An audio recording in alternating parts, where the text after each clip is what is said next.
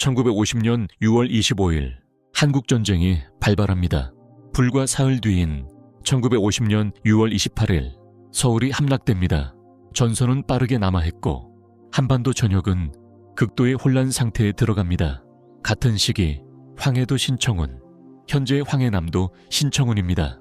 이 지역에서 1950년 10월부터 12월 사이 단 52일 동안 대규모 민간인 희생이 발생했다는 사건이 기록됩니다.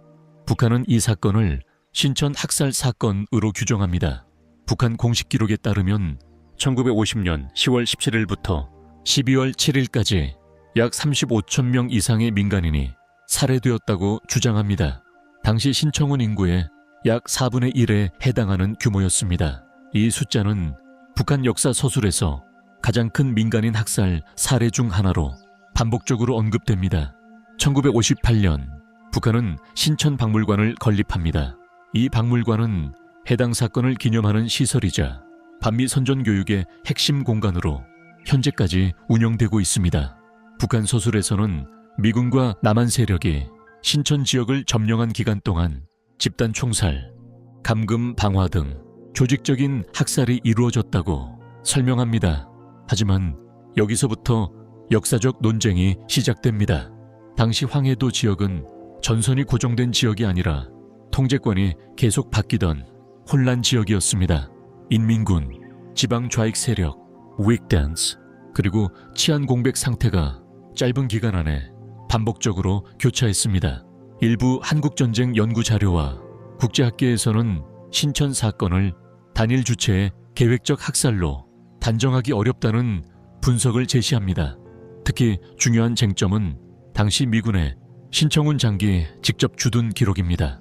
현재까지 공개된 미군 작전 기록과 전투 일지에서는 1950년 10월에서 12월 주요 작전 축이 평양, 청천강, 장진호, 흥남 철수 라인에 집중되어 있었다는 점이 확인됩니다. 즉, 신천 지역이 전선 핵심 작전 거점이었다는 명확한 군사 기록은 제한적으로 남아 있습니다. 또 다른 논쟁은 희생자 숫자입니다. 북한은 35천 명 이상을 공식 주장하지만 외부 학계에서는 정확한 사망자 수를 독립적으로 검증하기 어렵다는 입장을 유지하고 있습니다. 1950년 전쟁 초기에는 피난, 굶주림, 보복 처형, 이념 충돌, 치안 붕괴가 여러 지역에서 동시에 발생했습니다. 신천 역시 이념 대립이 격렬했던 지역 중 하나였습니다. 일부 연구에서는 점령 교체 과정 속 지역 보복 학살과 내부 충돌 가능성도 함께 제기됩니다. 즉, 전쟁 상황 속에서 단일 사건이 아니라 복합적 폭력이 누적되었을 가능성입니다.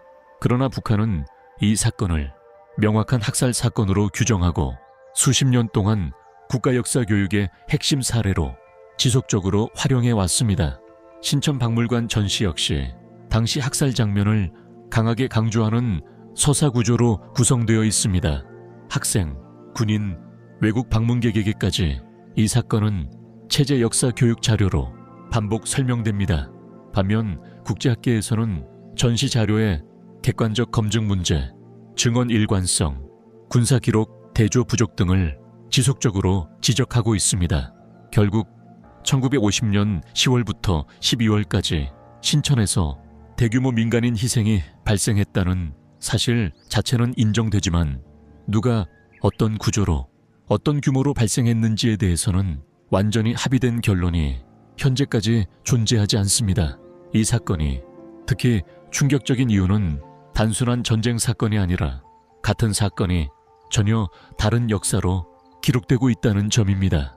한쪽에서는 명백한 학살 사건, 다른 한쪽에서는 전쟁 혼란이 복합 참사, 같은 1950년, 같은 장소, 같은 기간의 사건이 서로 다른 역사 서사로 70년 이상 이어지고 있습니다. 전쟁은 총과 전선으로만 기록되지 않습니다. 기록, 해석, 그리고 선전까지 모두 전쟁의 일부로 남기 때문입니다.